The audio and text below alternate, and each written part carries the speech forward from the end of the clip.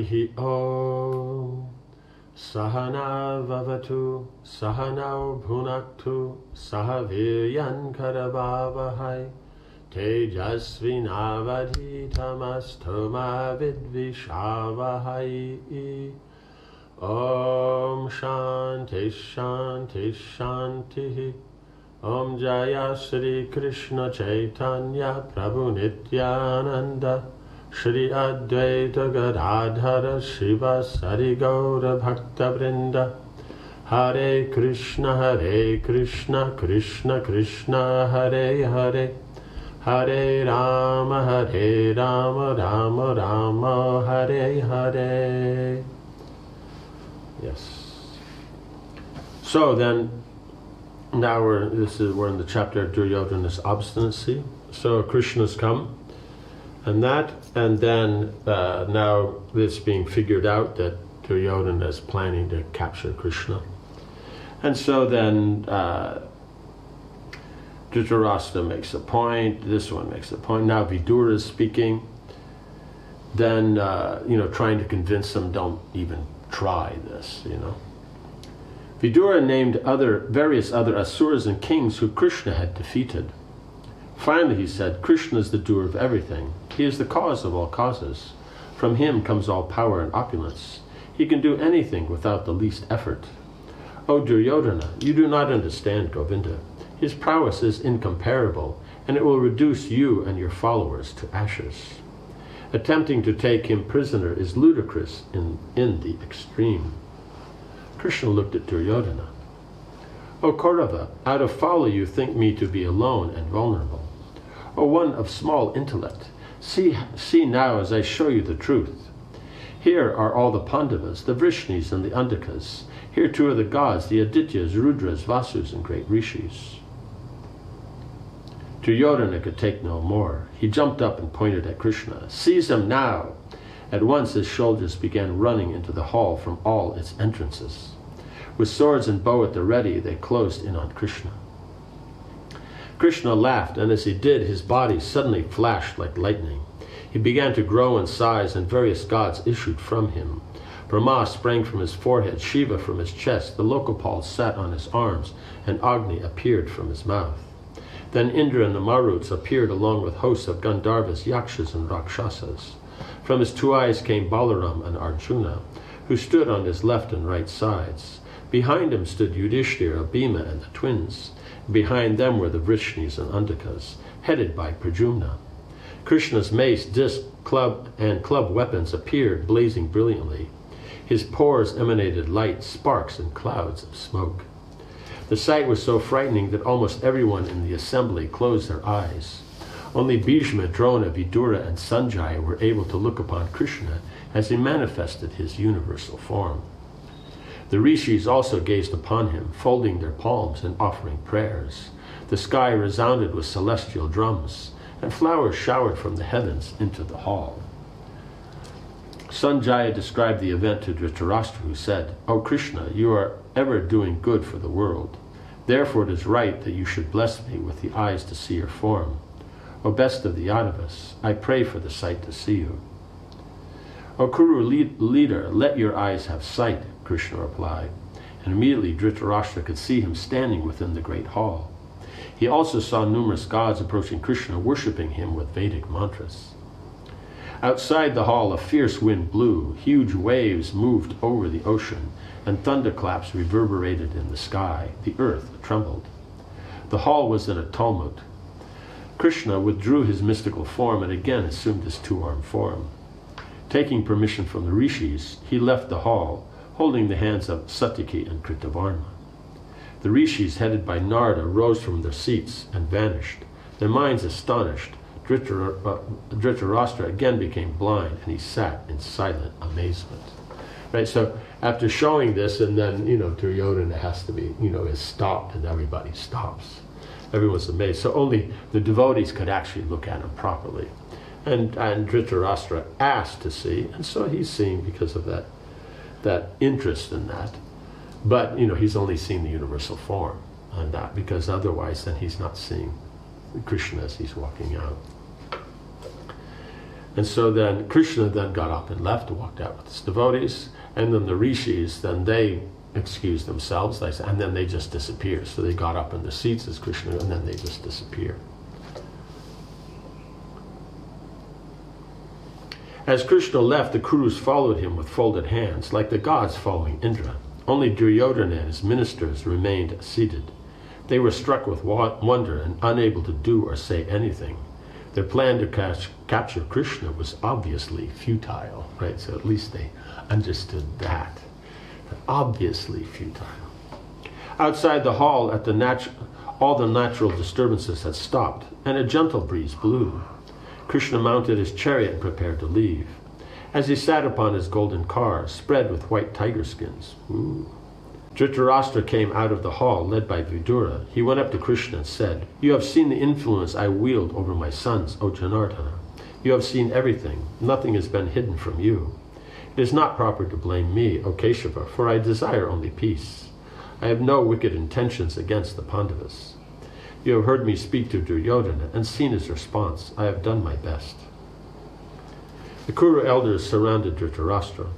Krishna looked at all of them and said, "You have also witnessed everything, how that uncultured man walked out, even as he was receiving instructions meant for his good. You have also heard the ruler of the earth state that he is powerless. With your permission, I will now return to Yudhishthira." So he didn't just say, no, it's okay. He's just saying, you see, Duryodhana is not listening, and Dhritarashtra said he's powerless. So that means Duryodhana's point that nothing will be given back is the answer. Because Dhritarashtra is saying he's powerless. His attachment is there, and he said he tried, but it doesn't work because he's only now kind of coming to his senses. Otherwise, before it was like they were insulting Draupadi. He's asking, "Oh, was she one?" He doesn't actually understand what's going on. "With your permission, I will now return to Yudhishthira." Krishna sat down with Satyaki and Kritavarma on either side of him. Daruka urged on the horses, and the chariot moved off. The Kurus watched it move along the broad highway, cheered on all sides by crowds of citizens. Krishna ordered Daruka to take him back to Vidura's house. He wanted to speak once more to Kunti before he left for Virat. Going before his aunt with Satyaki, Krishna touched her feet and told her what had transpired in the assembly. Kunti was not surprised. She had not expected Duryodhana to listen. Fearing that Yudhishthira might be too forgiving, she asked Krishna to exhort him to fight. She knew he would be loath to fight with his kinsmen and elders only to win a kingdom. As a Kshatriya princess, Kunti had been educated in the rules of conduct for warriors. She spoke for some time with Krishna, citing the rules and making it clear that the proper course for Yudhishthira was war. Her sons should harbor no doubt about it.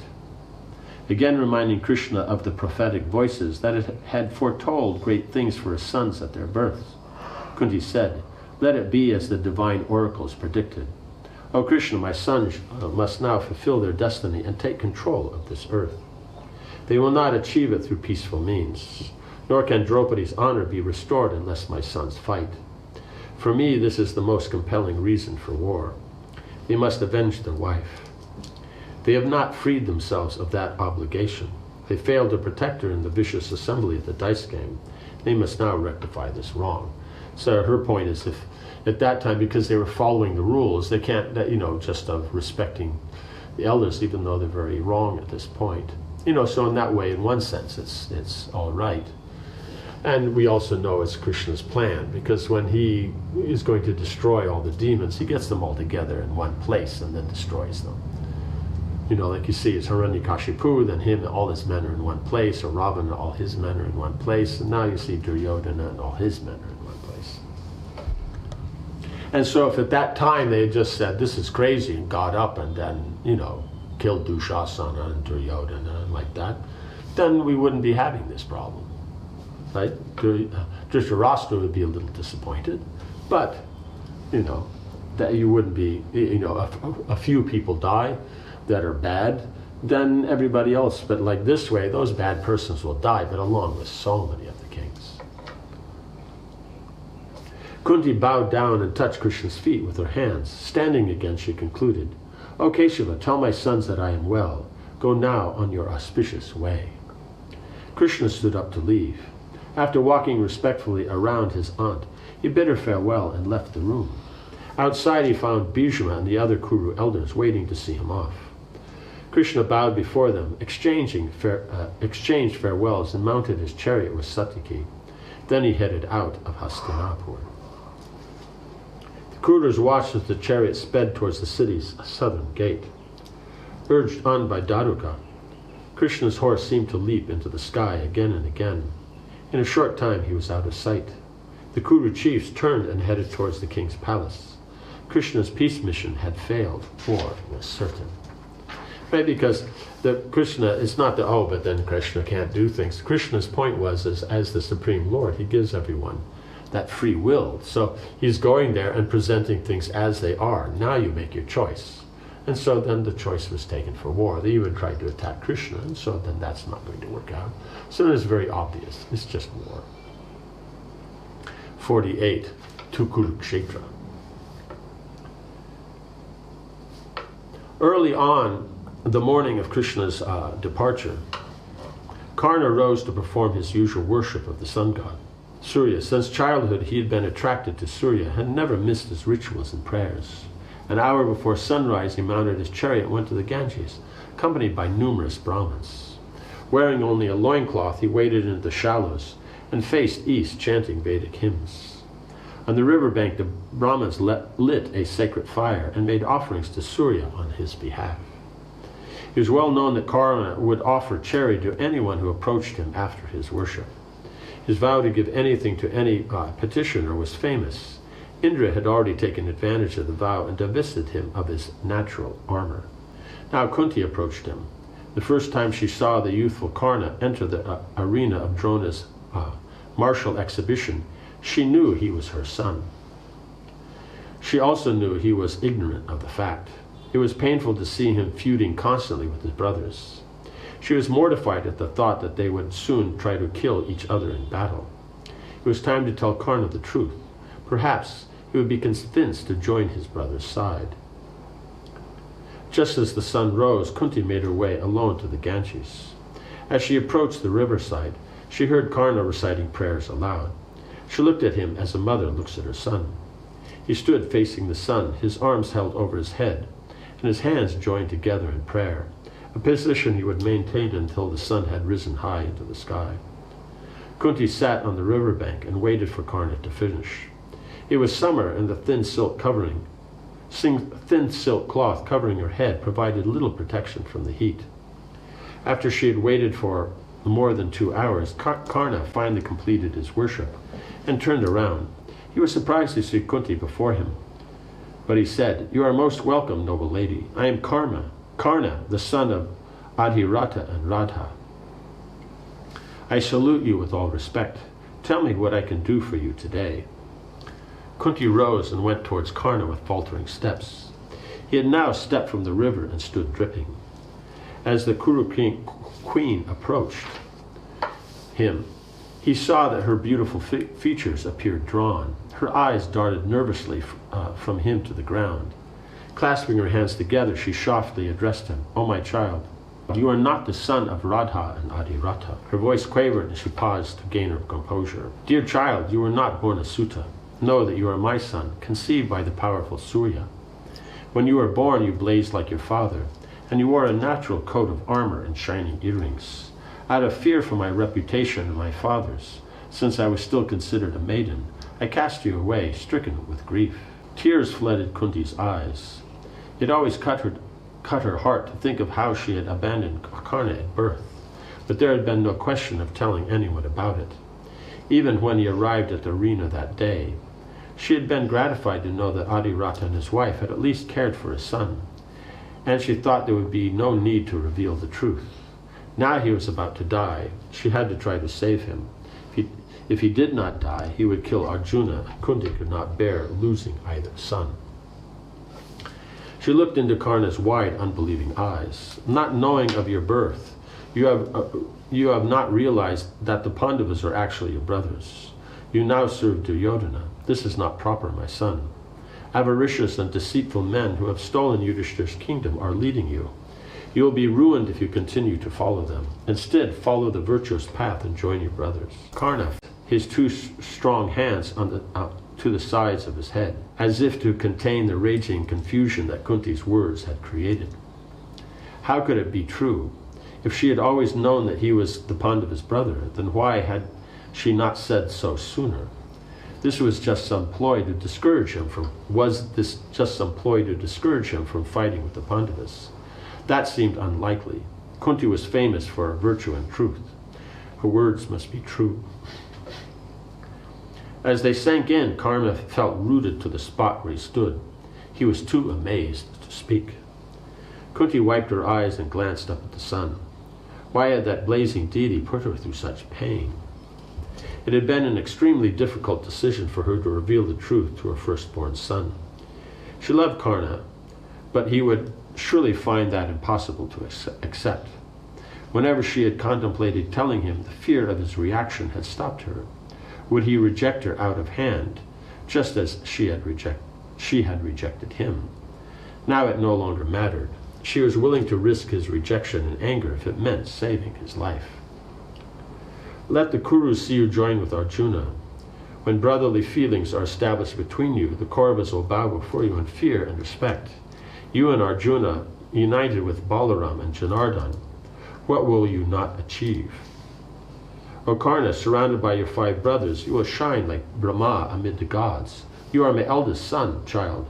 Do not call yourself a Sutta again. Right, so technically, he would be the eldest, because right now Yudhishthira he'll be king. But technically, Karna would be the senior. And then the 5 Pandavas would assist him. So he's always wanted to see them in a junior position, but now that position would be that of brothers working together with their elder brother. When Kunti had finished, Karna heard a voice coming from the sun. O Karna, Kunti speaks the truth. Follow her advice, for that will be in your best interest. Right? So the sun god, he knows that if he does this, then he will also live. Because him and the Pandavas, if they all fight together, who's going to win? Right? Karna was convinced. He was Kunti's son and Yudhishthir's elder brother. Suddenly it all made sense. Adirata had told him how, many years ago, he had found him floating in a basket in the Ganges. Adirata said that he had shone like a celestial, and he had thought the gods had sent him a child to fulfill some divine purpose. So he told him he found him like that, but he thought that he wanted a son, and so the gods had sent him a son, and that's all. He didn't think that it was somebody else's son that they put in the basket. They just thought that the gods had sent. So therefore, there was no endeavor made to find out where he was from. He had brought the child home and raised him with love. Later, when Karna learned from the sun god that his natural armor was celestial, he had realized that Adirata was probably right. He must have been conceived by some powerful deity, but he had never guessed the truth. Karna's voice rose above the rushing sound of the river. I do not doubt your words, lady, but I cannot respect them. I do not see what virtue would lie in joining with the Pandavas, nor do I feel that you were virtuous to have abandoned me at birth. By doing so, you have destroyed my fame and renown. I have been labeled a Sutta and denied the rights of a Kshatriya, which were rightfully mine. What enemy could possibly have done me greater harm? Karna dropped to his knees, clenching his eyes and fists. He threw his head back towards the sun. Hot tears wetted his face, which was contorted with grief and anger. He had often wondered about the identity of his real mother, longing to one day meet her. Now here she stood, Kunti, the Kuru queen and mother of his hated enemies, but his own mother nevertheless. Feelings of love welled up in Karna's heart, but he fought to deny them. Even in spite of Surya's words, it was hard to accept that she had his interests in mind. Nor did he like the idea of leaving Duryodhana at his most dire hour of need. Unlike Kunti, the Kaurava prince had shown him real love and friendship from the very beginning.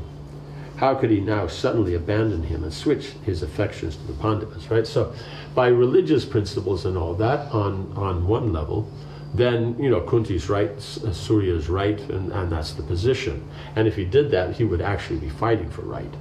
But he's looking at the point that Duryodhana was a friend and always supported him. So even if he's a bad person, but he was a friend, and he like, so now at his hour of need, how could he leave like that? And plus, he's developed such a, an attitude towards the Pandavas, and his mother hasn't shown him that affection or things like that. So he's caught up in these kind of things. But technically, it means if he was being totally correct, then he would move on, because the point is yes, he was treated so, but now he'd be the emperor of the world. When people find out that actually the position and everything, and it's been so long, and how it worked out, it would work out nicely. And there's a good chance that Duryodhana is not going to fight if he knows, because he was very much confident, because Karna's on his side. He always hear him talk about Karna, that Arjun's not 1/16 of Karna. He doesn't say Bhishma or Drona or anyone else, because he's thinking they won't necessarily fight their best, but Karna will. Now, if Karna is on the other side, he may decide not to fight, and then save so much trouble. But, what to do? That's the way he's thinking, and so therefore then, that's that's what he's thinking. He's being religious, and he is on one level, but at a lower level. At the higher level, then he's avoiding what would be the best. Om Hare Krishna, Krishna Krishna, Hare Hare, Hare Rama, Rama Rama, Hare Hare. Jai. Srila Prabhupada ki jai.